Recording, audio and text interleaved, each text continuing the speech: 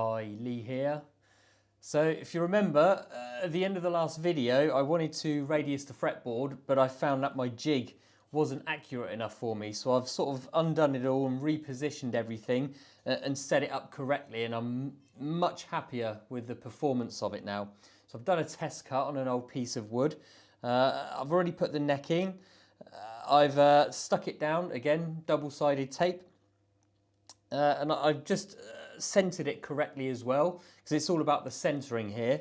And everything looks good so far. So all that's left to do now is turn it on, and it's the same process. We just move the router forward slightly and swing the neck back and forth to create the radius. And then I'll finish it with my, I have a radius block as well with a piece of sandpaper stuck to it, a 10-inch radius. So I'll just finish the sanding and then we can start thinking about putting the frets in. So let's get on and do that now.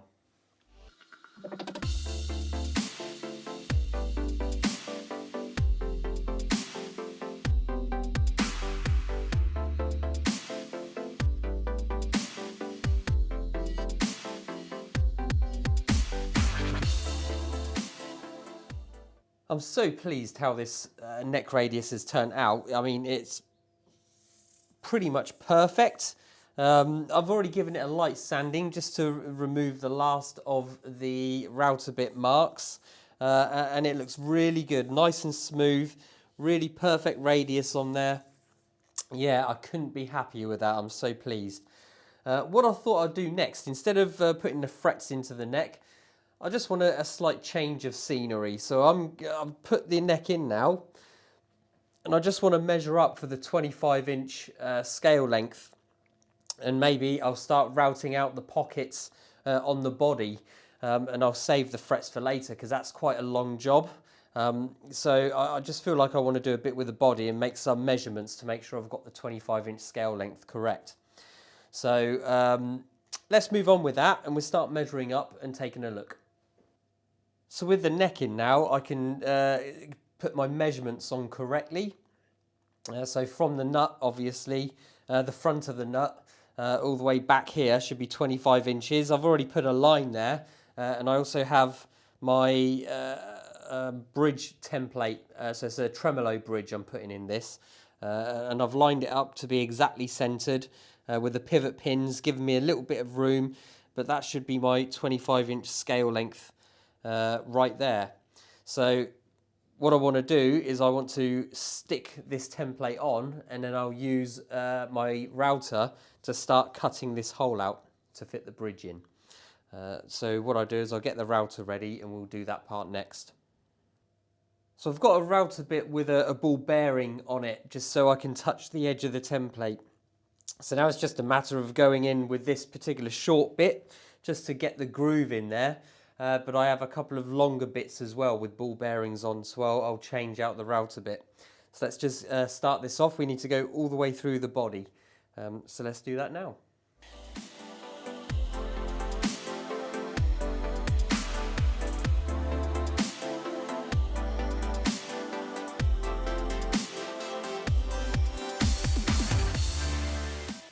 That looks really good. Nice clean hole all the way through. So the next thing I'll need to do is flip the body over and put the back template on there, obviously where the tremolo block and springs sit. So now I've got that one on there, it's easier to line this on the back. So let's cut that out now.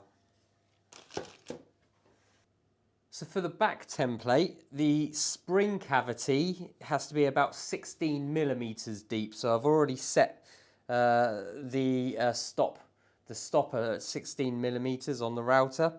For the back section where the block fits in, you actually are not supposed to go all the way through, obviously. You go and you leave about 5 millimeters off of the top of the guitar. So the hole in the top of the guitar where the bridge fits in is actually slightly smaller than the rest of the cavity. So that's all I need to watch out for, but the first one I'll do 16 millimeters for the spring cavity. Let's do that.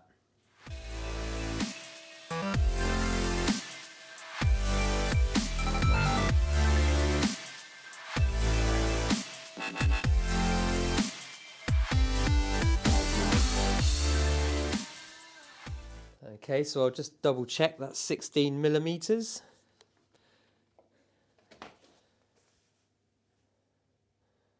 Looks pretty much bang on 16 millimeters, so that's really good. Happy with that.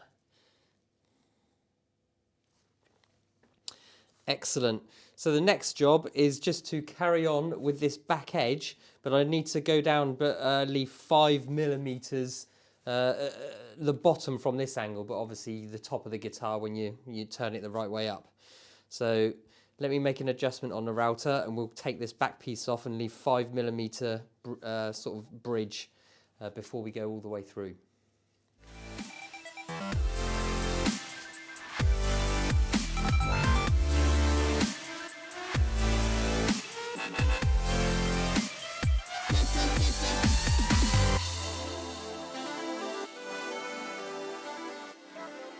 So I'm really pleased with that. That's routed nicely. Just show you the back. So as you can see, so it's 16 millimeters for the springs. The block fits in a gap that's slightly bigger, but you leave a little lip 5 millimeters from the top. So as you can see, this top slot is slightly smaller. So I've got the bridge here. So what I'm going to do now is just do a quick test fit, so to speak, just to make sure everything is good. The body should be thick enough to take this bridge. So let's have a look. So what bridge is this? It's a Wilkinson bridge. They're not too expensive, but this one looks good.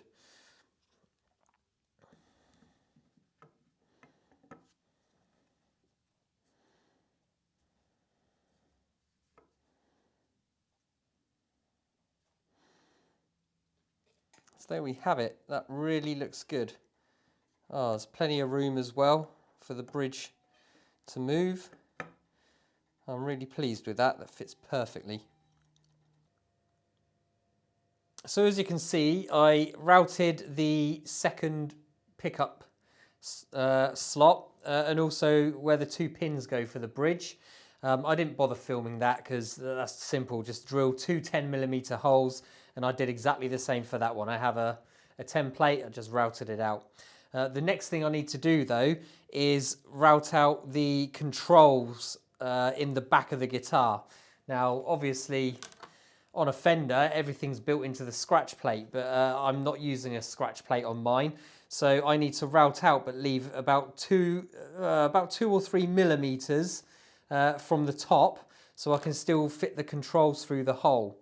But to be able to measure up the back of the guitar and get the correct shape socket out the back, what I need to do is I need to drill directly through the 3 control knob areas all the way through the guitar, and then that means I can reverse this and line up the back of this on the back of the guitar to draw some sort of basic template of where I need to route out.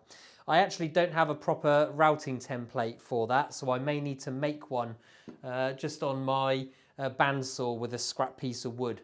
But what I'll do first is I'll just drill 3 straight holes directly through the guitar, and then I can start to work out where this goes from the back.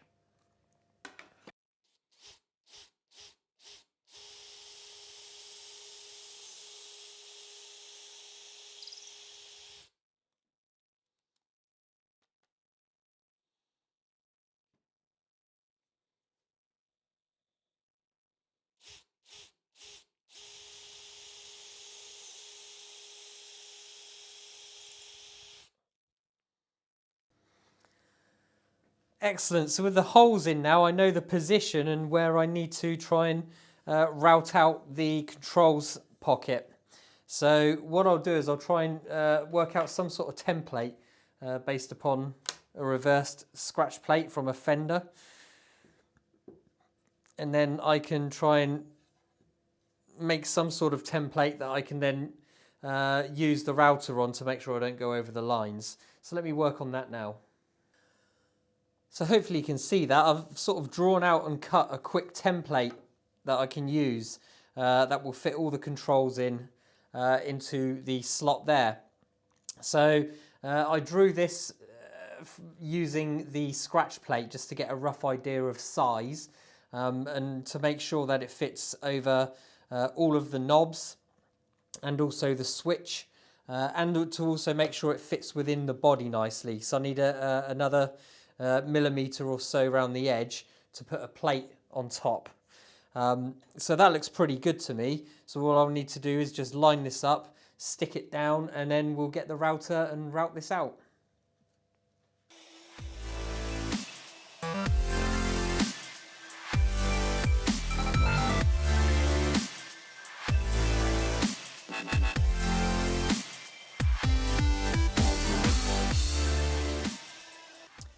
So now I've got it started, I can get rid of the template because the ball bearing can run inside on the inside edge now to make it pretty much perfect.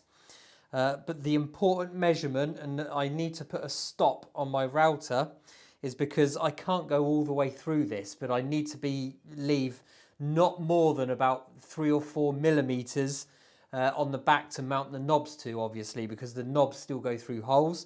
So I need to be so careful not to go too deep, but I do need to leave a very small but strong enough amount of wood on the front side to screw the knobs into.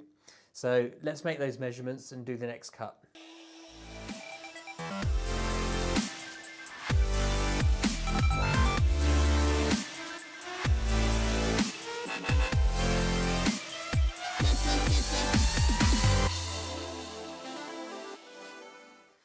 That looks just about perfect to me. I've still got about 4 mil left on the face.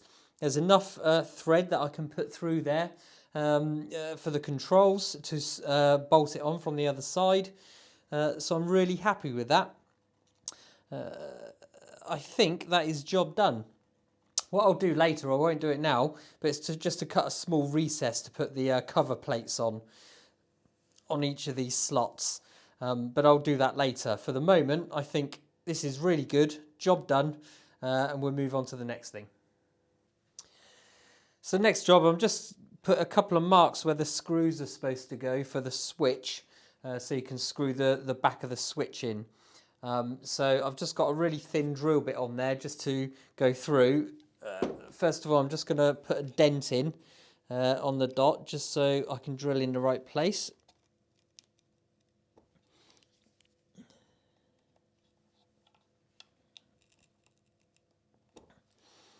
Okay, let's just quickly get this done.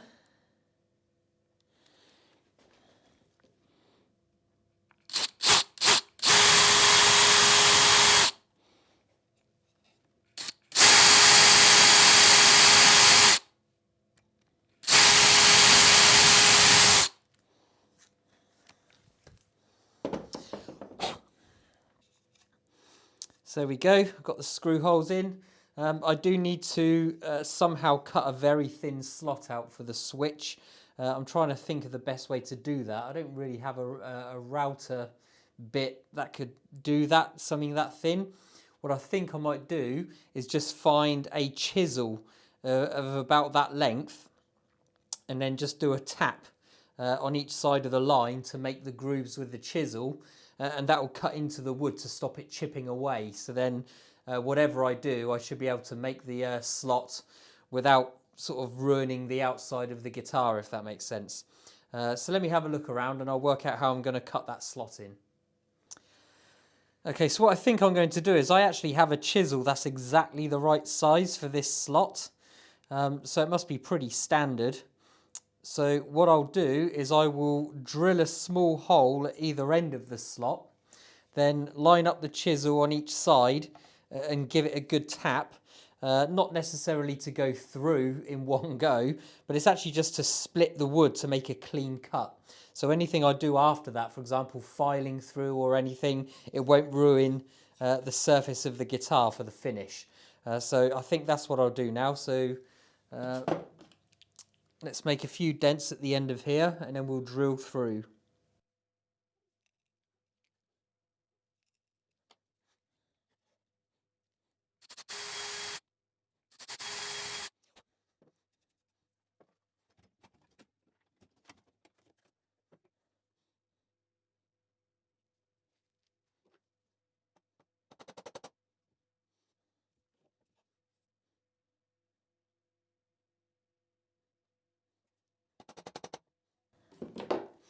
Okay, so that actually looks really good. It's cut the surface nicely.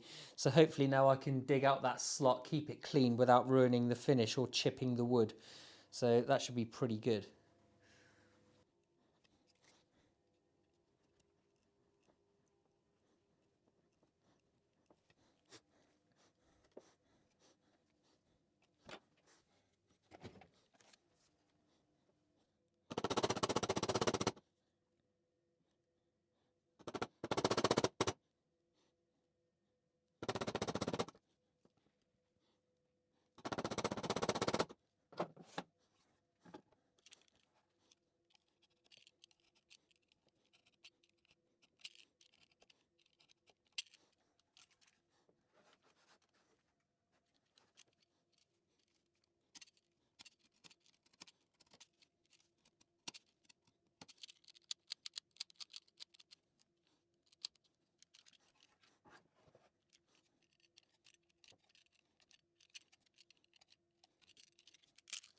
Excellent. That's through. The holes, oh, it looks really good actually. So I'm pleased with that. That only took me about 10 minutes, so it's well worth taking your time over it. I'm sure if you've got a proper, very thin router bit or something like that, it'll be a bit easier. The other method is I could have drilled a line of holes to make it easier. But I find whenever you try and do that, the hole is never straight and square. So the reason I wanted to use a long chisel is that means in one go it cuts the right sort of amount of slot that you need, and it stops the surface from being ruined, so you can still finish the guitar properly. So I'm really pleased with how that's gone. I'll put a file in there just to tidy it up one last little bit, but that's gone really well. So I think I'll bring this video to a close here. We've done quite a lot, so I'm really pleased with how this body is looking. Routed most of the pockets out. Everything is looking really good. So I think for the next video, I will concentrate on the neck, put some inlays in the neck, and also put the frets on. So I'll catch you in the next one. Cheers.